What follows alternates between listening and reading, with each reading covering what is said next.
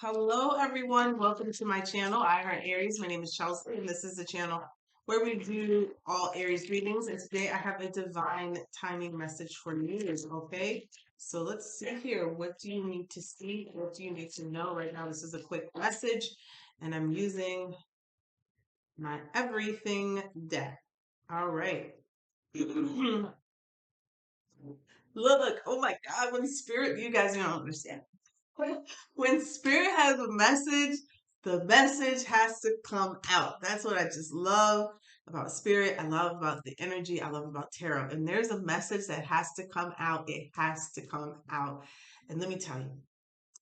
Okay, so I just came on live before I'm recording this. And before I came on live, I was about to do a love reading. I was like, I'm a little tired. One of my New Year's resolutions is I'm going to get more sleep. So I'm going to save the love reading for tomorrow. But I got a channeled song. I got a channeled song, and that channeled song is what made me switch from doing a what do you need to know reading to a love reading. Well, that song that I got was, and I even like started recording the love reading, probably got 10 minutes into it, but I needed to stop because of dogs or whatever. That song was that channeled song because Spirit wants me to say it now because they're like, look, you didn't do that love reading. We're going to make this come up in the divine timing reading. So that song, what was that? Bobby Caldwell is it? I think that's his name, Bobby Caldwell. That's Caldwell, if I'm saying it right. What You Won't Do for Love. That's the song. What You Won't Do for Love. That was the song that came up before when I was shuffling, trying to figure out what reading I was going to do. What You Won't Do for Love. Like, so from my understanding, it's a love song, okay? But it's kind of like a hopeless kind of romantic type of song. Like what would you want? What won't you do for love? All right. So I feel like, and I feel like this energy is coming in. Some of you could be in this energy right now, but I feel like this is energy that's coming in because the time frame for that reading that I was doing was from now until like the end of February going into March. So pretty about 2 months span here. So anyways, we got You're About to Fall in Love.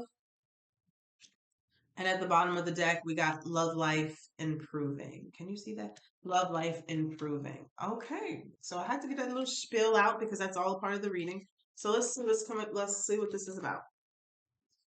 I heard just pull one card.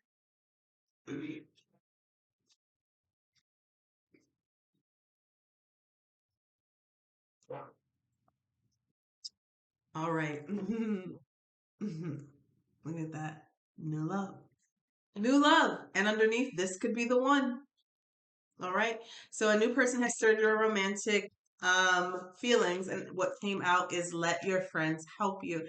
Still kind of the same energy of that reading. Ask and accept support from others. Okay. And I'm gonna give you guys a little bit of a I'm gonna give you a little bit of a preview of the messages that I got from that at the end of this. Let's just see what comes out first. What you won't do for love. Yeah. The butterfly, relationship evolving to the next phase, healing the inner child and growth. This is beautiful. All right.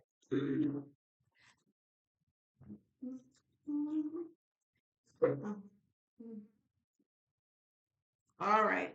So somebody really wants this is what I'm getting. Okay. Somebody really wants this. And I'm gonna take a look at the lyrics because that's the only part of the song I know. So I don't know. We'll see. Somebody just really wants this. Somebody really wants to be with you. 10 of Cups. I'm telling you. Somebody wants this. That is like the happily ever after card, but somebody here at 5 of Swords could be in their head. Tell me more. The Judgment. Now look here at the bottom of the deck. We have karmic relationship, Fleeting triggers, turmoil, resentment, lessons, letting go, and loving you. Underneath Cupid's arrow, have faith, love is coming, surprise, invitation, or meeting, hesitation. I'm saying that because those two cards came out and then they're there. And then I'm seeing this. So a few things is what I'm getting here. Some of you are overcoming some sort of traumatic relationship, and I'm not talking about like last month or even 2 months. This is something that you've been healing from for a little while, maybe a few months, 6 months to a year or more. You've been healing from something that has been or was very traumatic, okay? And so with the let your friends help you here and then girl talk, you may be out and about somewhere in an event. I'm hearing like Valentine's maybe around that time, could even be Galentine's Day or out at a bar, something here, right? And I think you're going to get kind of like an invitation, or someone's going to ask you for a drink or something. It's going to be different for everyone, okay? But a lot of you are going to be in your head about, can you trust again, right? That's just the main thing, is can you trust? Like the beginning stages of this, of you just meeting this person, may be very exciting, right? Because you haven't met anybody, you haven't been anybody in a while. But when you see that this person is going to be very serious about you and what they want with you as time progress, I feel that you may revert. You may go back into your shell. You may kind of um, not really reciprocate the energy because of fear, not knowing if you can trust the situation, if you were afraid or not. Okay. I'm also getting that it's not so much as a test for you, but it's kind of like, I guess you could say that. It's kind of like Spirit is saying, how much have you overcome? You've been doing all of this healing work.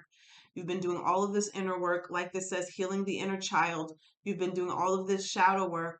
And then are you going to self-sabotage, or are you going to make a decision to have faith and move forward?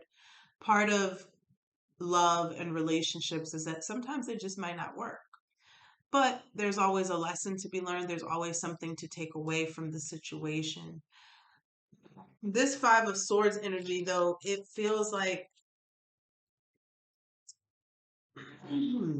it doesn't feel like, sometimes it's Five of Swords can be someone who is trying to win at all costs. Someone here who is trying to come out on top. Someone who is going to try to make it to the finish line, and doesn't matter who they hurt in the process, or doesn't really think before they act. And I have to say, Aries, in this case, this may be you. And I don't mean it in a malicious way or even a narcissistic way, or I mean it's like in a hurt way. So this is kind of like I don't want to say a warning, but kind of like a kind of watch yourself. Make all the work that you have put into your healing count. Because the energy that I'm getting is that it's almost like, that there's a card in one of these decks that said, I left you before you, or well, that card's something else. But what I'm getting is that somebody who leaves someone before they can leave them. And that's what I'm getting with this Five of Swords energy. It's like something could be going really, really well, really, really good. And you start freaking out. You start wigging out. You start self-sabotaging. And it's almost like you do something to leave this person. We're talking weeks or months down the road now. To leave this person before they could leave you, but they were never going to leave you, okay? Because the energy that I'm getting here from this person is that they're going to be very serious about you, okay? I got the Five of Swords and I got the Four of Wands. So it's literally like you're trying to one up a situation that doesn't need to be one up. Why? Because you're not used to being in love. Some of you are not used to being in a healthy relationship, not used to being in a relationship where somebody loves you honestly, fully, and completely. Maybe you were in a relationship where it was always games. It was always who can do what, playing tit for tat, going back and forth, and that wasn't real love, right? in a situation where you both played a part in, trying to hurt the other and trying to play these malicious games. And now you get this situation here where there is a real situation coming in where someone does want to be long term, does want to marry you, does want, has a real connection here, does want the happily ever after, and someone doesn't know how to receive it. Okay. Doesn't know how to receive it. So, Aries, tell us about this judgment. I'm telling you, you have a decision to make. Look at that. The lovers, you have a decision to make. Are you going to let go of everything that happened to you in the past and take a divinely guided chance, a risk, a judgment call, and say, hey, you know what? You got a fork in the road. I'm going to go this way. I'm going to go on uncharted territories, a path that I've never taken before. I'm going to take a risk on love and I'm going to see where it leads me. Or are you going to go this way? I'm going to stick to the games that I'm used to because that keeps me safe, because that keeps me protected, because, if I can stay 2 steps ahead of this person, they're never going to hurt me. And that's the blueprint of getting hurt, right? It really is. When you're playing games, expect games to be played with you. It just is what it is. People don't talk about this enough, but you really have to go into love, a real love situation, with being vulnerable. That's a part of being loved. We got so many people now who all they want to do is win. That's it. That's not love. That is not love. If you find yourself in a relationship or a situation where you have 2 people where the ultimate goal is to win over anything else, you're going to find you're going to find 2 very, very, very hurt and damaged people by the end of that relationship. People who need counseling, people who need help, people who need healing, because that is not love. That is hurt. That is 2 hurt people trying to see who can hurt the other the most. Okay. And so after coming out of a situation like that, it's very difficult to go in a situation and just say, here I am.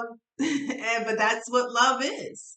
You have to have 2 people who are willing to be like, here it is. Here I am. Let's do this. No strings, no ulterior motives, no hidden agendas, no nothing. This is me. I'm vulnerable. Okay. Very hard to do when you're coming out of a situation like this. Okay. And that's why you always hear people stress about the healing part. A lot of people like to skip that, and I don't care, and I deserve love now, and I want to be in a relationship, and I don't care if I left this person 3 weeks ago. I just want to be connected to someone, and da da da. You got to go through the healing. And let me just tell you this. Being single for a long period of time is not healing. That does not equate to healing.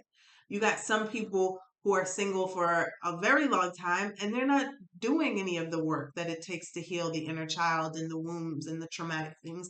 They're just single and bored or single and miserable. Okay? That is not healing. You know that you're truly healing when you find the love that you're searching for within someone else inside of yourself. When you're happy with being in a relationship with yourself. When you know it's not a punishment for being single. Okay? You know that you're healing when you're content and you're satisfied with you. And that's usually when this comes along. And so I feel like I am talking to someone who has been on that healing journey. Okay? Don't get it twisted. I am speaking to someone who has been doing this work.